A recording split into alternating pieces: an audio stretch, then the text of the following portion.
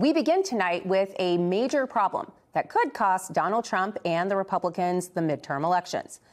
At the Kennedy Center, the traditional New Year's Eve concert has been canceled. As you know, the administration unilaterally renamed the Kennedy Center to include Donald Trump's name, a move that lawmakers say was patently illegal. And some musicians have taken the president's actions to heart, refusing to perform at the storied venue. En algunos contextos, la forma en que el poder circula entre los órganos del Estado ya no sigue el patrón habitual. El 7 de enero de 2026, en un gesto inesperado, los senadores republicanos entregaron en mano a la dirección del Senado un proyecto de resolución destinado a restringir temporalmente los efectos de los decretos de emergencia recientemente emitidos por la presidencia. Este gesto, registrado discretamente, no llamó inmediatamente la atención de las cámaras, pero modificó el ritmo habitual de las deliberaciones en el Capitolio. De hecho, a diferencia de episodios anteriores, la iniciativa partió de parlamentarios que hasta entonces se consideraban miembros disciplinados de la base gubernamental.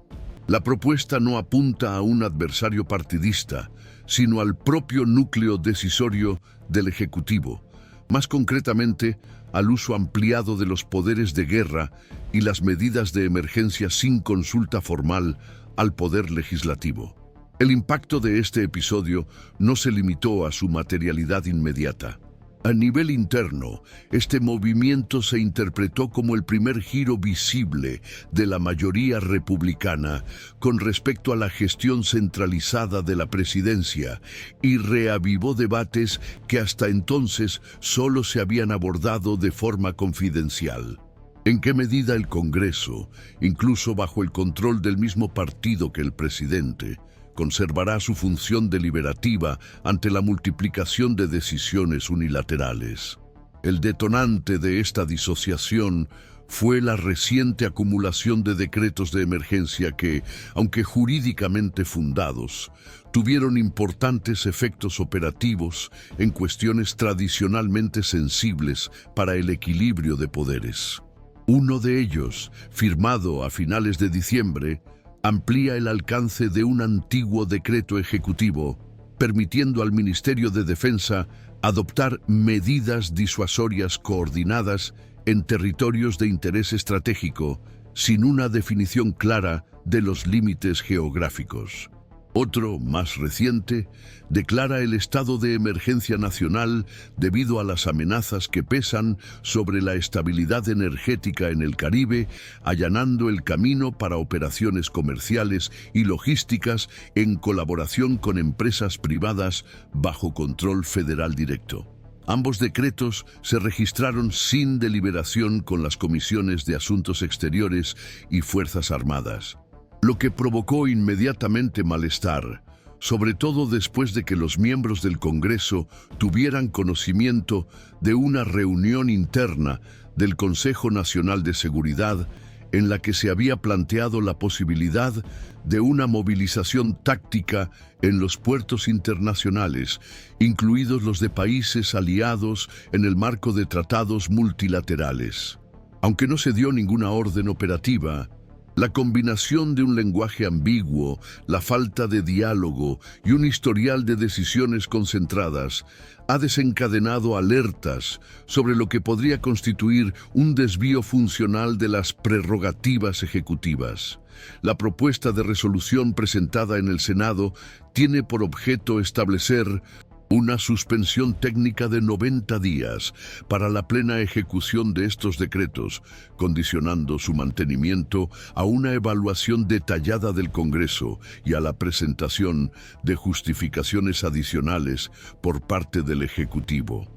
Por lo tanto, no se trata de una derogación directa, sino de un intento de restablecer el diálogo institucional sobre las decisiones que afectan directamente a la actuación de las Fuerzas Armadas, el comercio exterior y el compromiso internacional del país.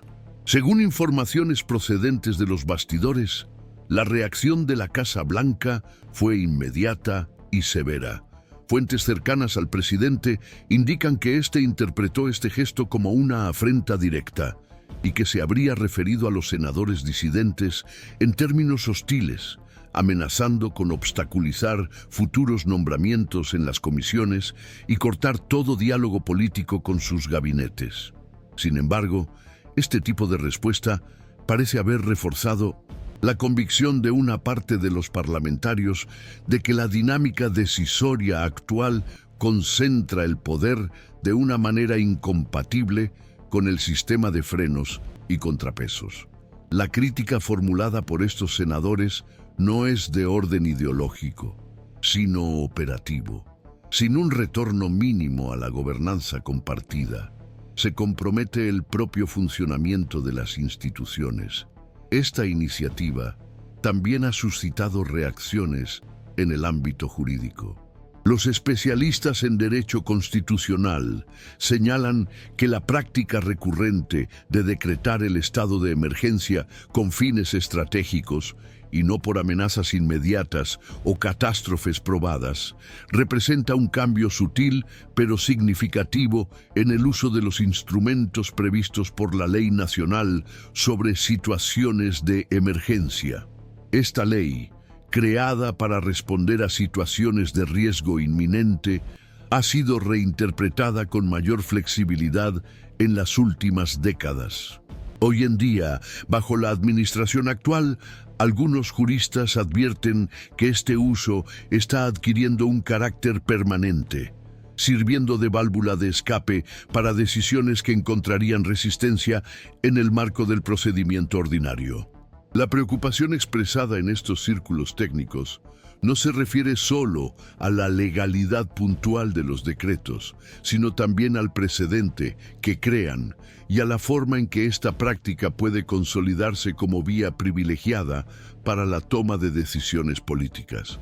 Este contexto explica por qué la acción de los senadores republicanos no fue un caso aislado.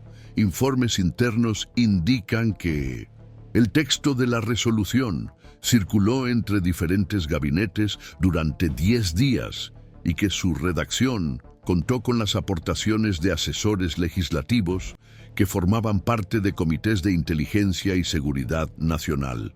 Más que una iniciativa espontánea, lo que surgió fue una articulación deliberada, concebida para poner a prueba los límites del actual acuerdo de poder y al mismo tiempo medir el grado de tolerancia de la base del gobierno hacia medidas que, aunque eficaces desde el punto de vista ejecutivo, comprometen la previsibilidad institucional. El simple hecho de que esta propuesta se haya presentado oficialmente, con la firma de personalidades que, hasta hace poco, desempeñaban el papel de mediadores entre el Senado y la Presidencia, ya revela un cambio de posición que será difícil de revertir en el corto plazo. La interpretación general de los analistas legislativos es que esto podría marcar el inicio de un cambio de rumbo en las relaciones entre el Congreso y el Ejecutivo. Aún no hay una ruptura declarada, ni una reorganización visible de las fuerzas internas del partido, pero el gesto inaugural, el envío oficial de una propuesta para suspender los actos del presidente, ha roto un ciclo de acomodación institucional y ha vuelto a poner sobre la mesa un tema que hasta entonces se había evitado: el papel del poder legislativo en tiempos de gobernanza excepcional. A partir de ahí, lo que está en juego no es solo el contenido de los decretos de emergencia, sino la propia lógica del control recíproco entre los poderes. Es este tipo de episodios los que revelan dónde se sitúan, en la práctica, los límites de la lealtad política y los contornos de lo que aún se puede llamar la separación funcional entre el Ejecutivo y el Legislativo. En los próximos bloques detallaremos cómo se ha formado esta convergencia institucional, qué mecanismos se movilizan dentro y fuera del Congreso y por qué este movimiento podría redefinir los límites del poder presidencial en Estados Unidos. A partir de ahí, El movimiento iniciado en el Senado comenzó a catalizar reacciones en diferentes niveles del sistema, revelando un patrón de convergencia que rara vez se forma con tanta claridad fuera de contextos de crisis declarada. Una primera indicación en este sentido vino del Servicio de Investigación del Congreso, que, en una nota interna, calificó los recientes decretos de emergencia como operativamente expansivos y recomendó al Comité de Supervisión que solicitara aclaraciones formales sobre los límites materiales de su aplicación. El lenguaje del aviso evitaba cualquier juicio político directo, pero su contenido indicaba que el alcance de las órdenes excedía los precedentes en áreas como la ciberdefensa, la logística estratégica y los contratos internacionales bajo jurisdicción federal. Esta advertencia técnica fue inmediatamente tenida en cuenta por los miembros de la Subcomisión de Asuntos Jurídicos de la Cámara, que comenzaron a cuestionar la compatibilidad de los recientes decretos con la disposición central de la Ley de Emergencias Nacionales, que exige una justificación clara y proporcionada para cada nueva medida extraordinaria. En este contexto, la arquitectura institucional comienza a reaccionar. El Contralor General de la Unión, bajo la presión de parlamentarios de diferentes grupos políticos, inició una verificación preliminar de los contratos firmados sobre la base de los decretos vigentes. No solo se hace hincapié en la legalidad de los contratos, sino también en la falta de comunicación previa con las comisiones técnicas del Poder Legislativo y en la forma en que se autorizaron las asignaciones presupuestarias de emergencia fuera del ciclo regular. Esta iniciativa coincide con el inicio de un nuevo ciclo de audiencias públicas en la Comisión de Asuntos Militares, en las que se ha escuchado a puerta cerrada a antiguos miembros del Departamento de Defensa sobre la cadena de decisiones que condujo a la reinterpretación del decreto presidencial inicial. La información disponible hasta la fecha indica que el argumento interno utilizado para justificar la ampliación de poderes se basaba en informes clasificados sobre los riesgos futuros para las cadenas de suministro energético en las zonas portuarias, pero que dichos riesgos no fueron sometidos a una evaluación independiente por parte de comisiones civiles o de la Oficina del Asesor Jurídico.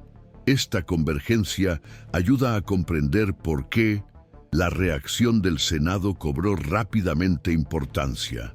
Lo que se debate no es solo el contenido de una decisión específica, sino el modelo institucional que proyecta.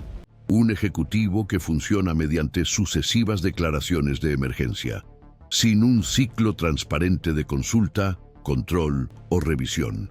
Este modelo, aunque técnicamente compatible con ciertos márgenes legales, rompe con la tradición estadounidense de control difuso entre los poderes, especialmente cuando se aplica a cuestiones que implican un posible uso de la fuerza, compromisos internacionales y un impacto económico estructural. En el Departamento de Estado, fuentes diplomáticas han comenzado a informar de un malestar entre los representantes de los países aliados.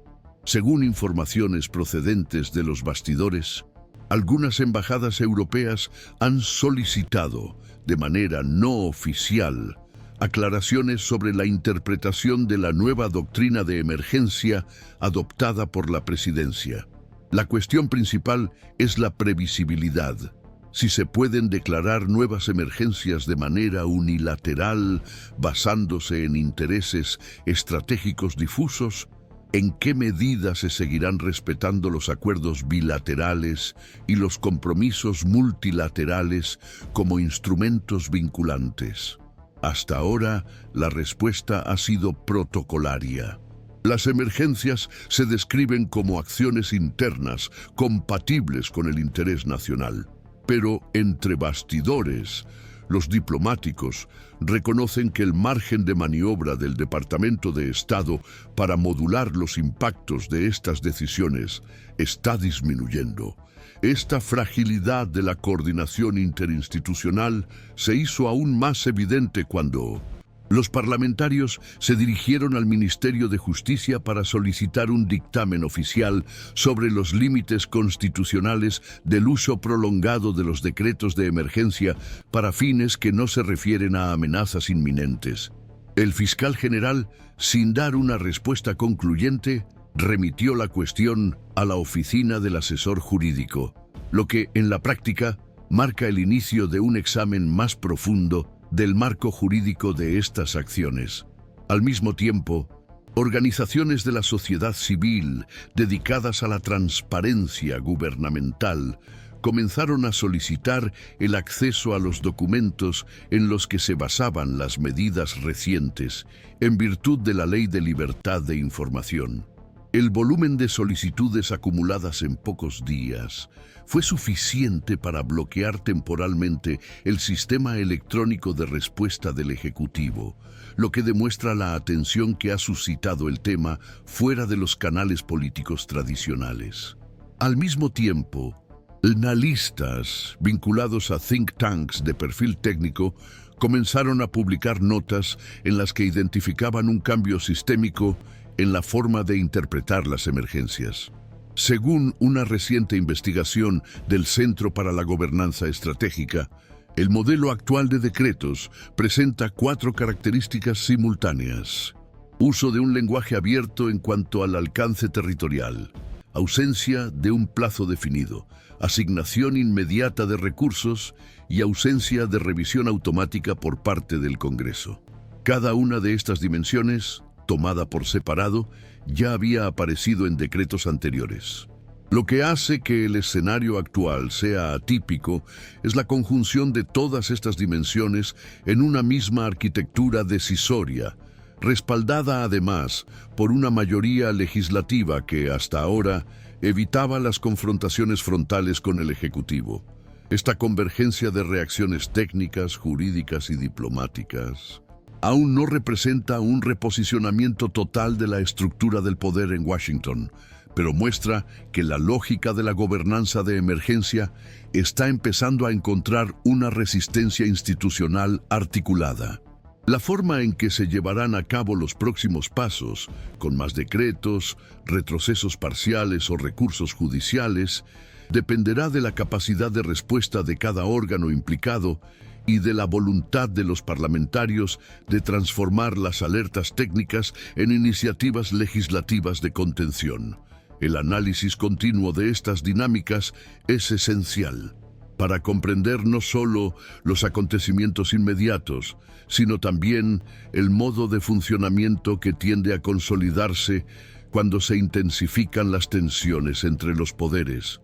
Por eso, seguir estas inflexiones con claridad y profundidad ayuda a percibir dónde exactamente se está reconfigurando el sistema político estadounidense y en qué medida sigue funcionando dentro de los límites previstos. La intensificación del estancamiento entre el poder ejecutivo y el legislativo ha amplificado el debate sobre los límites concretos de la autoridad presidencial cuando se ejerce con el pretexto de la urgencia. En la comunidad jurídica se observa cada vez más que la mayor frecuencia y alcance de los recientes decretos, aunque se basen en fundamentos jurídicos disponibles, tienen un efecto acumulativo que modifica el funcionamiento institucional habitual. Algunos expertos describen este proceso como la consolidación de una gestión basada en la excepción recurrente. Cuando los instrumentos de emergencia dejan de utilizarse en momentos puntuales y se convierten en el medio más utilizado para aplicar decisiones importantes, la excepcionalidad se transforma en rutina administrativa. En esta lógica, no es necesario que se produzca una ruptura formal para que se desplace el centro de decisión. Basta con que el uso repetido de estos mecanismos reduzca progresivamente la participación del Congreso, debilite la revisión material de las medidas y normalice un modelo en el que la urgencia se convierte en una justificación permanente.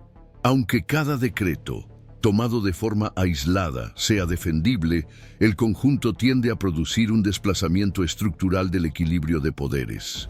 Al mismo tiempo, existe una interpretación concurrente que interpreta el mismo escenario desde otra perspectiva. Para algunos analistas institucionales, la Constitución de los Estados Unidos ya presupone ciclos de fricción entre los poderes como parte del propio funcionamiento del sistema, y la presencia de tensiones no es necesariamente prueba de un deterioro institucional, sino una señal de que los mecanismos de ajuste se están poniendo a prueba. Desde este punto de vista, el poder legislativo no es solo un espectador limitado por la rapidez del poder ejecutivo. Dispone de instrumentos formales que pueden activarse cuando se identifica un exceso o una extralimitación.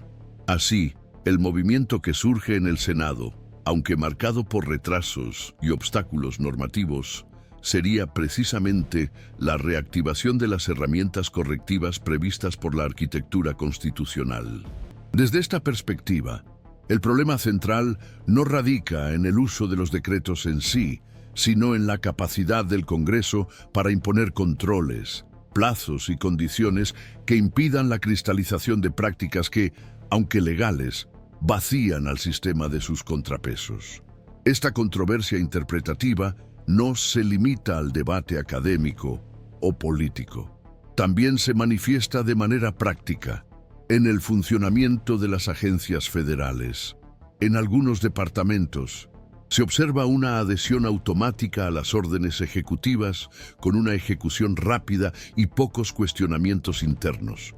En otros, se observa una actitud más cautelosa y deliberada, reevaluaciones jurídicas internas, solicitud de opiniones adicionales y revisión de los riesgos antes de aplicar pasajes específicos de los decretos. Esta cautela no se presenta como insubordinación, sino como una forma de autoprotección institucional. Se trata de reducir las vulnerabilidades. En caso de que algunas medidas sean posteriormente impugnadas por los tribunales o revisadas por el propio Congreso. Este comportamiento revela un hecho importante. Existe una incertidumbre real sobre la estabilidad de las decisiones recientes, y esta incertidumbre también está presente dentro del Estado, y no solo en los análisis externos. En el ámbito político, las respuestas comienzan a surgir de forma fragmentada, pero lo suficientemente coherente como para cambiar el clima institucional. Parte de la base republicana, especialmente a nivel regional y estatal, ha comenzado a expresar su malestar por los costos que supone mantener al Congreso al margen de las decisiones de gran impacto. Este malestar no se limita a divergencias ideológicas, sino que está relacionado con un factor esencial para la gobernanza: la previsibilidad. Los sectores que dependen de la estabilidad normativa, como las infraestructuras, la energía y el comercio exterior, se ven directamente afectados cuando las políticas generales se definen mediante decretos de emergencia con escasa participación legislativa. El resultado es una mayor incertidumbre para los dirigentes locales, que deben negociar, aplicar y planificar acciones en entornos normativos volátiles. En este contexto, el discurso sobre las reformas estructurales de la Ley de Emergencias cobra fuerza, con propuestas para limitar más estrictamente la duración, aumentar la transparencia administrativa y activar automáticamente una revisión legislativa durante la vigencia de las medidas. Mientras tanto, los litigios jurídicos paralelos han comenzado a producir efectos que podrían ser importantes a medio plazo. Algunas organizaciones independientes, así como actores vinculados a gobiernos infranacionales, han provocado recortes federales con el fin de aclarar en qué medida los decretos de emergencia pueden interferir en los contratos previamente establecidos con los estados y los municipios. En muchos casos, el objetivo no es suspender inmediatamente los decretos, sino delimitar el alcance práctico de la autoridad federal sobre las obligaciones y los regímenes jurídicos ya vigentes. Este tipo de cuestionamiento, aunque menos visible para el público, puede dar lugar a una jurisprudencia que restrinja los futuros decretos. Cuestiones como la seguridad alimentaria, el uso del suelo y las políticas medioambientales tienden a ser un terreno fértil para este tipo de conflictos, precisamente porque implican un solapamiento histórico entre las normas locales y las directrices federales. La falta de consenso jurídico, la diversidad de respuestas administrativas y la fragmentación de las reacciones políticas indican que el sistema está atravesando una fase de verdadero estrés institucional. El debate no se centra solo en el contenido específico de cada decreto, sino también en la definición del límite operativo entre la rapidez gubernamental y la responsabilidad institucional. La cuestión central que ahora guía entre bastidores no es si el presidente puede declarar el estado de emergencia, sino cuánto tiempo puede mantenerse esta situación, bajo qué controles y con qué nivel de reversibilidad. Cuando los límites no se ponen a prueba, parecen sólidos. Cuando se someten a presiones repetidas, se revela su resistencia real y su eficacia práctica. En este contexto, la respuesta legislativa se convierte en el principal eje estratégico. La resolución propuesta por los senadores republicanos, aunque se enfrenta a resistencias y obstáculos procedimentales, ha comenzado a funcionar como un marcador político. Más que un instrumento técnico, se ha convertido en un símbolo institucional.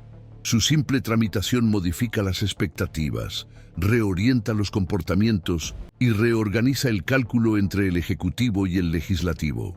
Si prospera, aunque sea parcialmente, sentará un precedente que reforzará la capacidad del Congreso para imponer restricciones. Si se bloquea o neutraliza antes de surtir efecto, indicará que la resistencia institucional tiene un alcance limitado, lo que reforzará la percepción de que la presidencia logra ampliar su zona de autoridad mediante sucesivas excepciones. Este proceso también es seguido, con creciente atención por parte de actores externos. Las agencias y organismos técnicos de los países aliados analizan cómo una doctrina de emergencia más amplia podría afectar a los tratados comerciales, la coordinación militar y los compromisos medioambientales multilaterales. El punto central es la previsibilidad institucional. Cuando políticas enteras se reconfiguran mediante decretos, con un debate parlamentario reducido, la señal internacional se vuelve inestable, lo que dificulta los acuerdos a largo plazo y debilita la posición negociadora del país en los foros estratégicos. Por eso, la resistencia parcial observada en el Congreso ha cobrado importancia, no como un gesto ideológico, sino como un intento de preservar un mínimo de previsibilidad dentro del sistema. No se trata necesariamente de un cambio partidista, sino de un esfuerzo por evitar que la lógica de la excepción se convierta en la base permanente del gobierno. La experiencia histórica sugiere que las democracias rara vez se desorganizan por un choque repentino. Se debilitan por una erosión progresiva, cuando los mecanismos formales siguen existiendo, pero dejan de funcionar como barreras eficaces. Evitar este proceso depende menos de grandes gestos que de decisiones sostenidas que restablezcan controles reales sobre las medidas extraordinarias. Mientras el resultado siga siendo incierto, se observa una reorganización silenciosa dentro del sistema. Los próximos meses serán importantes. no por el volumen de declaraciones públicas, sino por las señales técnicas, movimientos normativos, decisiones de las comisiones, interpretaciones jurídicas que ganan fuerza y ajustes internos en las agencias federales. Es a este nivel, más operativo que mediático, donde se definirá si el modelo de emergencia actual se ampliará, se contendrá o se rediseñará. Seguir este tipo de procesos exige una vigilancia constante y una lectura contextual rigurosa.